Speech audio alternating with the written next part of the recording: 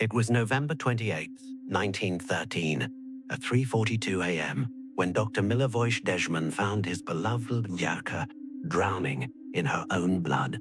The woman he'd loved since childhood, the celebrated actress whose beauty had captivated all of Zagreb, was choking to death in his arms. Her lungs had finally given out, filling her throat with crimson tide. Milivoj's hands, trained in Vienna and Prague, moved with desperate precision, tilting her head, clearing her airway. But Lady Lyarka Schramm, the luminous star of the Croatian National Theatre, died at 3:42 a.m. atop Sljema mountain. The sanatorium had been his last desperate gamble, his monument to an impossible love. They'd known each other as children on Mesnička Street in Zagreb. She was born January 19, 1874, enchanting audiences by age 14. He was the son of a doctor, destined for medicine. Young Milivoj left for medical school, but not before extracting a promise she would wait for him. She didn't wait. While Milivoj studied in Vienna, Lyarka married Alexander Isakovic, president of the First Croatian Savings Bank. When Milivoj returned, his heart shattered. But he didn't give up. He became a theater critic just to be near her world. Then fate twisted. Isakovic fled embezzlement charges, abandoning Lyarka with a young son and crushing debt. Desperate, she turned to the one man who'd never stopped loving her, Milivoj.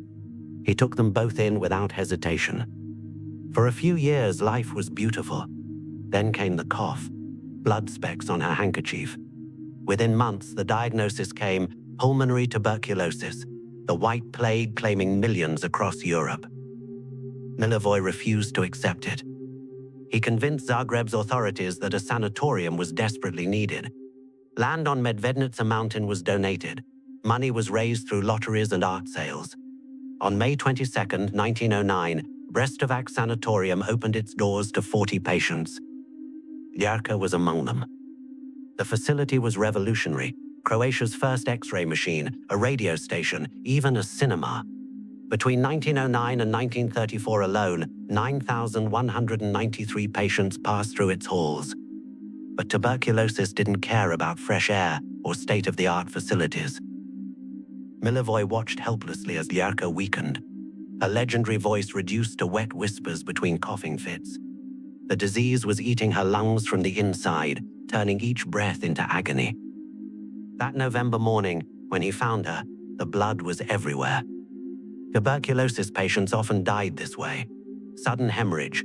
The weakened blood vessels would rupture, filling airways faster than the body could expel it. Death came by drowning, by choking on your own life force. She died in his arms at 39 years old. The sanatorium continued operating. Milivoj stayed on as director for years, a shell of the man he'd been. He died in 1940, never remarrying, never loving again. But Lyarka didn't leave. Within weeks of her death, night staff reported something disturbing: a woman in a blood-stained dress wandering the corridors, her face pale, her eyes empty, her gown saturated crimson from chest to hem. She moved silently through wards, pausing at bedsides, watching the sleeping sick. Some patients claimed she prayed over them. Others said she simply stood there, dripping. The legends grew darker. Staff whispered about catacombs beneath the sanatorium quarantine tunnels where the dying were isolated. Down there, people claimed to see not just Lyarka, but a procession of the dead, their foggy forms drifting through stone corridors. During World War II, the sanatorium became a military hospital. When partisans liberated Zagreb in 1945, they executed every wounded soldier they found. 200 men, their bodies dumped in shallow graves. 200 more ghosts added to Lyarka's eternal company. By the 1960s, antibiotics made sanatoriums obsolete. Brestovac officially closed in 1968. Then came abandonment. Nature began its reclamation. Buildings crumbled, windows shattered, vandals stripped everything valuable. But the most unnerving part wasn't the physical ruin, it was the silence. Urban explorers describe an oppressive quiet around the sanatorium. The mountain should be alive with wind and wildlife, but sound doesn't travel right. Voices die quickly. Even footsteps seem absorbed, as if the building is swallowing noise, swallowing life. The blood-stained apparition is still reported. Hikers glimpse her through broken windows at dusk, a woman in an old-fashioned dress, standing motionless watching. When they approach, she's gone, but the sense of being observed lingers. One paranormal investigator in 2019 captured audio in the main ward at 3:42 a.m., the exact time Jerka died. It was the sound of wet, struggling breathing, punctuated by a woman's voice speaking Croatian. Čekam. Još uvijek čekam. I'm waiting. Still waiting. Perhaps she's waiting for Milivoje, who died 27 years after her and was buried in Zagreb, never to be reunited. Perhaps she's trapped in that morning, forever choking, forever dying, forever caught in the moment her devoted doctor couldn't save her. Locals avoid Brestovac, especially at night. They'll tell you it's dangerous, unstable structures, hidden pits. But the older ones who remember will admit it's not the physical dangers that keep them away. It's the knowledge of what happened there, not just to Jerka, but to the 9,193 patients who sought hope in those halls. Many found only slow, suffocating death. The sanatorium stands as a monument to futile devotion, to medical impotence, to the thousands who died waiting for cures that came just decades too late. It's a reminder that love, no matter how pure, cannot stop disease, cannot stop death. The mountain fog still rolls through broken windows at 3:42 a.m. And if you're there when it does, you might hear it, the wet, desperate gasping of someone drowning, the sound of a woman dying over and over, forever trapped in the moment her devoted lover's medicine failed. The trail up to Brestovac from Zagreb is marked. Tour buses bring visitors during the day, but they never stay past sunset. Because Brestovac isn't just abandoned, it's occupied. By memory, by grief, by the blood-stained devotion of a doctor who tried to build a cure out of stone and mountain air, and instead built a trap for the woman he loved, a trap she can never escape. And somewhere in those corridors, Lady Jerka Schramm is still waiting, still choking, still dying, forever. The screaming started at 7:43 p.m., and by 8:17, 12 people were dead. Their bodies were charred beyond recognition in what remained of Building 3 at Sanatorium Energy in Crimea. The fire moved with unnatural speed, as if the building itself wanted to burn, wanted to purge itself of decades of suffering. But the worst part wasn't the fire, it was knowing it could have been prevented. Sanatorium Energy sits on Crimea's southern coast, carved into scenic cliffs overlooking the Black Sea. Construction began in 1963 during the Cold War, when the Soviet Union was building elaborate health resorts. The complex opened as a beacon of Soviet healthcare, promising restoration and renewal. For decades, it delivered. Thousands recuperated from respiratory conditions and industrial accidents. Doctors were well-trained, if not always well-supplied. Then the Soviet Union collapsed. Funding evaporated overnight. The pristine facilities began to decay. Medical supplies dwindled. By the early 2000s, Sanatorium Energy operated on a fraction of its original budget. The electrical system installed in 1963 was 40 years old and failing. Circuit breakers constantly tripped, wiring sparked behind walls. Fire safety equipment existed only on paper, extinguishers and sprinklers had been cannibalized for parts or sold to meet payroll. The staff knew disaster was waiting, they'd filed reports, begged for funding. But this was post-Soviet Russia, where infrastructure across the entire nation was collapsing. The doctors and nurses did their best, knowing they were working in a tinderbox, praying it would hold together. It didn't. The fire started in Building 3, decades-old wiring finally giving up, sparking inside a wall filled with dry, rotting insulation. Within minutes, fire was roaring through the walls, spreading through the building's skeleton before anyone smelled smoke. By the time alarms were raised by patients, not by non-existent smoke detectors, the fire had cut off primary exits. The patients in Building 3 were the most vulnerable, severe respiratory cases, elderly individuals with limited mobility, some on ventilators. They'd come to Crimea for healing air and found themselves trapped in an inferno. Staff tried to evacuate them.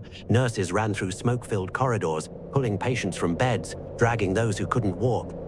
But the building's layout worked against them. Narrow hallways, heavy fire doors that were locked or jammed, windows sealed shut for climate control. The smoke was the real killer. Patients with already damaged lungs inhaled superheated air and toxic fumes. Their lungs failed within seconds. Witnesses outside described the nightmare. They heard screaming from inside, muffled by thick walls. They saw shadows pounding against glass, desperate. When windows shattered from heat, the screaming became clear, raw, animal sounds of people burning alive, suffocating, dying. The fire brigade arrived within 20 minutes. 20 minutes too late. By the time they breached the building, temperatures inside exceeded 1,000 degrees Celsius. The firefighters found 12 bodies, some in their beds never having woken, others piled against doors that wouldn't open, their final moments spent clawing at steel warped by heat.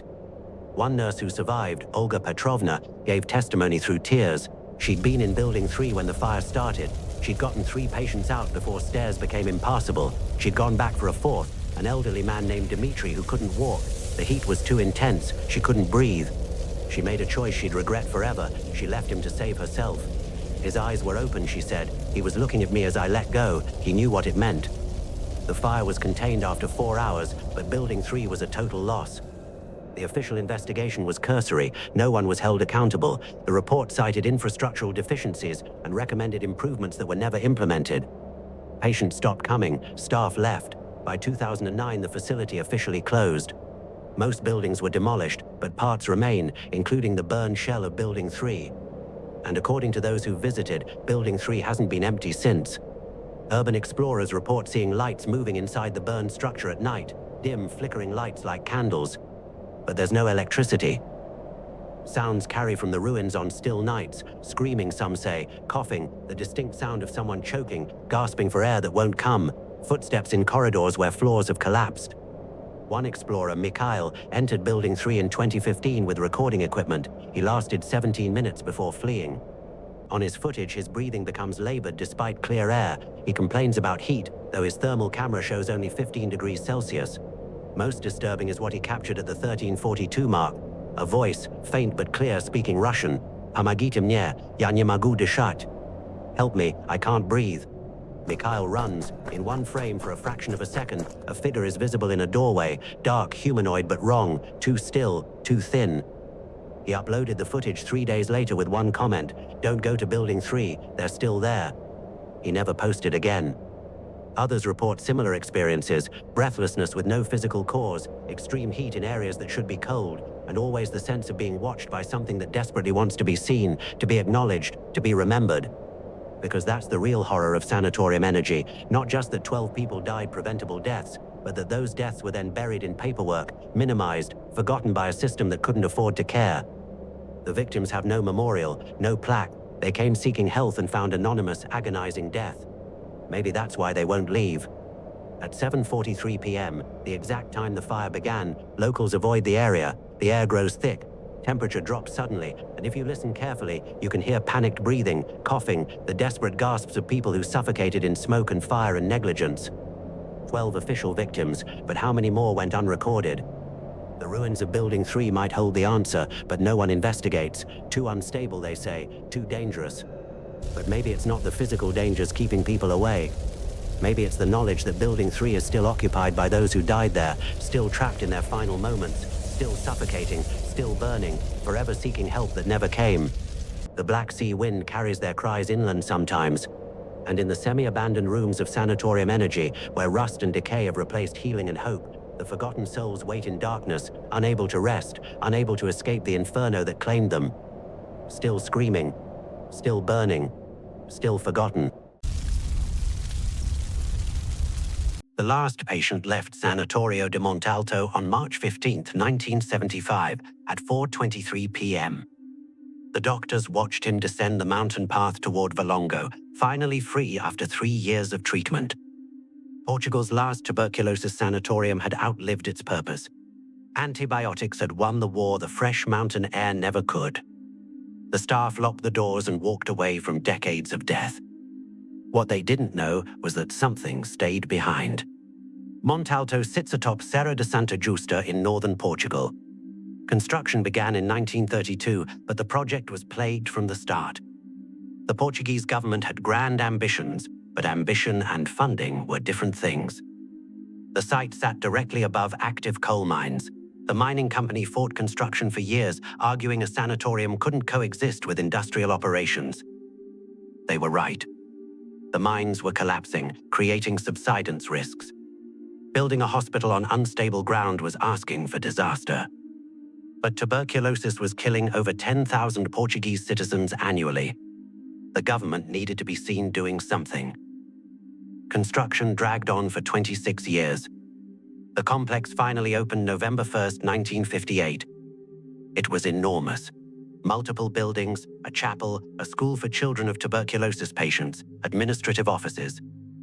The main building held hundreds of beds where the sick lay in mountain air, hoping proximity to clouds would cure them. It didn't. Tuberculosis consumed lungs from the inside, creating cavities, causing hemorrhaging, slowly suffocating victims over months or years. Treatments before antibiotics were barbaric, collapsing lungs intentionally, removing ribs, injecting air into chest cavities. Patients suffered these procedures and still died. Mont'Alto became a warehouse for the dying. Families sent sick loved ones up the mountain and often never saw them alive again. Isolation was the point, protect the healthy by quarantining the diseased. But isolation meant psychological torture. Patients spent months, sometimes years in Mont'Alto. They watched fellow patients decline and die in beds around them. They heard wet coughing at night, gasping struggles for breath, final rattling exhalations. The wards never fully emptied. As soon as one patient died, another took their place. The children's ward was perhaps the worst. Young lungs were ravaged by disease. Parents made impossible choices: keep sick children home to infect siblings, or send them to Mont'Alto to die alone. Many children admitted never went home. The school was meant to provide normalcy. Instead, it became a place where children taught each other about death, where 10-year-olds developed morbid acceptance of mortality, where classrooms gradually emptied as students failed to show up one day, then another, then never again. By the late 1960s, antibiotics could cure tuberculosis in months. Sanatoriums became obsolete overnight. Mont'Alto's official closure came in 1975, shortly after Portugal's Carnation Revolution. And then came the most horrifying chapter: abandonment. The building wasn't simply closed, it was abandoned completely. Doors left unlocked, medical records scattered, equipment left in place. Looters descended within weeks, stripping everything valuable. Vandals followed, graffiti-covered walls, windows smashed, the chapel desecrated. Patient records containing names, medical histories, death certificates were scattered and destroyed, erasing the identities of thousands who'd suffered there. The vandalism felt personal, malicious, as if Mont'Alto had to be punished for the suffering within its walls. Then came the fires. The first major fire occurred in the 1990s, origin unknown. The second, in 2017, was catastrophic, a forest fire that swept through Serra de Santa Justa, nearly destroying what remained. The symbolism was clear, the final erasure of Portugal's tuberculosis nightmare. But Mont'Alto refused to disappear. What remains is disturbing. Partially collapsed buildings, corridors leading nowhere, rooms exposed to elements with patient beds still visible among debris. Urban explorers visit regularly, drawn by Mont'Alto's reputation as one of Portugal's most haunted locations. Their accounts are remarkably consistent. First comes the silence. Serra de Santa Justa should be alive with wind and birds. But around Mont'Alto, sound dampens. Voices don't carry. The effect is disorienting, like being underwater. Then comes the cold. Even on hot summer days, Mont'Alto maintains an unnatural chill, cold enough to see breath, cold enough for hypothermia risk. But most disturbing are what explorers see and hear. Shadows move in peripheral vision, figures glimpsed in doorways, thin, dark silhouettes. The sound of coughing echoes through empty wards, wet and painful, coming from everywhere and nowhere. One explorer, Ana Sofia, brought recording equipment in 2018. At 2:17 a.m. in the children's ward, her equipment captured something unexplained. The sound of children singing. Faint, distant but unmistakable, young voices singing a traditional Portuguese lullaby popular in the 1950s and 1960s. The singing lasted 43 seconds before fading. Ana was alone. No children were anywhere near at 2:17 a.m. Audio analysis confirmed the voices were real. Many visitors report sudden, overwhelming sadness, grief so intense it feels physically painful, as if absorbing decades of accumulated suffering. Others experience panic attacks, difficulty breathing even in open spaces. Local authorities receive regular reports of people requiring medical attention after visiting Mont'Alto, not from injuries, but from psychological distress, panic episodes, dissociative states. In 2017, after the forest fire, investigators found a mass of animal bones in the basement, hundreds of small skeletons clustered in one area. No explanation for why they'd congregate there, no clear cause of death, just hundreds of small bones in a pile. The findings were documented and forgotten. Because here's the truth. Hundreds, possibly thousands, died at Mont'Alto over 17 years of operation. But Portugal has no comprehensive record of who they were or where they were buried. The patient records were destroyed during vandalism. Those who died are as abandoned in death as they were in life. The most chilling account comes from explorer Marco in 2019. His camera footage, recovered 3 days after he fled, shows what happened. At 11:58 p.m., he enters the main ward to collect equipment. His flashlight sweeps across empty beds. Then the coughing starts. Multiple sources, different timbres, the wet, struggling coughs of tuberculosis patients coming from beds that had been empty. Marco's flashlight swings wildly. At 12:01 a.m. exactly, every bed appears occupied. Not physically, the camera shows empty frames, but shadows fall wrong. Light behaves as if bodies are present, blocking and bending the beam. Marco runs. Audio captures footsteps following him, multiple sets, shuffling, dragging. The coughing follows. He spent 3 days in psychiatric care after reaching Valongo. Mont'Alto isn't simply abandoned, it's occupied, by the forgotten, by those who died in isolation, whose suffering was documented then destroyed, by children who sang in the dark hoping someone would come, by patients who watched their bodies fail while doctors could do nothing. They were abandoned by medicine, by family, by society, and when the sanatorium closed, they were abandoned again, their records destroyed, their memories erased. But they refused to be forgotten. On March 15th, the day the last patient left, people in Valongo report seeing figures descending the mountain at sunset. Thin, pale figures in outdated clothing, walking with the careful gait of the very sick, visible for minutes before fading. No one approaches them. They're the ones who never got to leave alive, forever reenacting an escape they were denied. The medical establishment doesn't discuss Mont'Alto. Portugal has moved on. But erasure isn't resolution. Those who died deserved acknowledgement that their suffering mattered, that they weren't just statistics but human beings with names and families and dreams that ended in blood-soaked coughs and lonely deaths. Maybe that's why the ruins won't fall. Maybe that's why shadows move and coughing echoes and children sing. Maybe Mont'Alto is demanding what was denied to its patients, to be seen, to be heard, to be remembered. On silent nights you can still hear them, the forgotten thousands who came seeking healing and found only isolation and death. Their voices carry down the mountain, weak but persistent, still sick, still suffering, still waiting for the cure that never came, still hoping someone will remember their names. But no one does. And in the ruins, surrounded by the silence of collective forgetting, the abandoned souls remain trapped by the worst fate of all, being forgotten entirely, as if their suffering never mattered at all. If you loved listening to the stories, please subscribe for new stories weekly and keep supporting the channel.